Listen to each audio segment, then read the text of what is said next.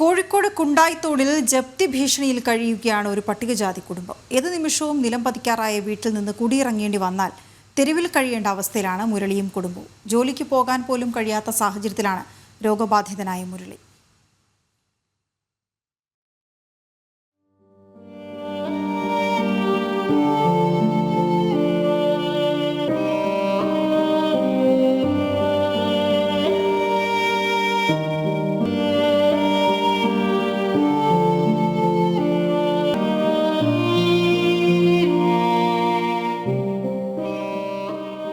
ഏത് നിമിഷവും നിലംപതിക്കാറായ ഈ ഒറ്റമുറി വീട്ടിലാണ് മുരളിയും കുടുംബവും താമസിക്കുന്നത്.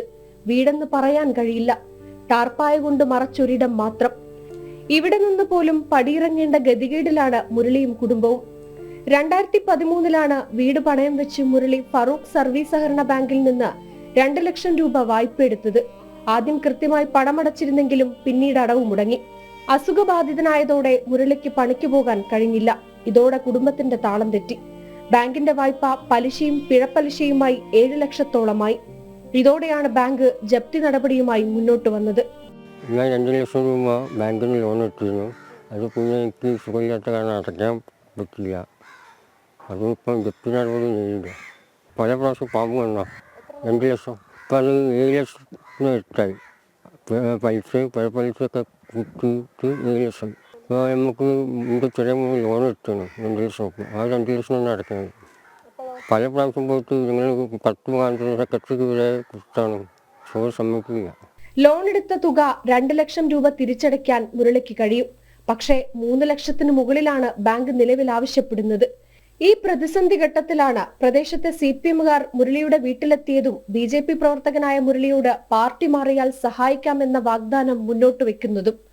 തെരഞ്ഞെടുപ്പിന് മുമ്പേ ഇവിടെ വന്നിട്ട് ഞങ്ങൾ എടുത്തിട്ട് ഒരു സമ്മേളനം മീറ്റിംഗ് നടത്തിട്ടായിരുന്നു CPM-ൻ്റെ ആൾക്കാർ.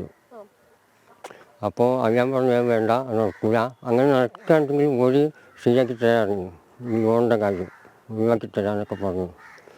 ഞാൻ പറഞ്ഞത് നടക്കില്ല. റവന്യൂ മിനിസ്റ്റർക്കും പട്ടികജാതി മിനിസ്റ്റർക്കും കോപ്പറേറ്റീവ് മിനിസ്റ്റർക്കുമെല്ലാം തന്റെ അവസ്ഥ ചൂണ്ടിക്കാണിച്ച് മുരളി പരാതി നൽകിയിരുന്നു. ലീഗൽ സർവീസ് അതോറിറ്റിയിലേക്ക് ഇയാളെ വിളിപ്പിച്ചിരുന്നു. ബാങ്കിനെയും വിളിപ്പിച്ചു. ബാങ്കിനോട് വീണ്ടും വരാൻ വേണ്ടി പറഞ്ഞു. ബാങ്ക് പിന്നെ അതിനോട് സഹകരിച്ചില്ല.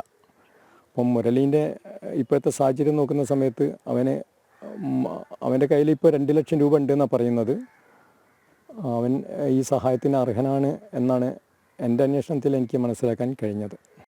തലചായ്ക്കാനൊരിടം, അവിടെ നിന്ന് പോലും പടിയിറങ്ങേണ്ടി വരുമോ എന്ന ആശങ്കയിലാണ് മുരളിയും കുടുംബവും. ജനം, കോഴിക്കോട്.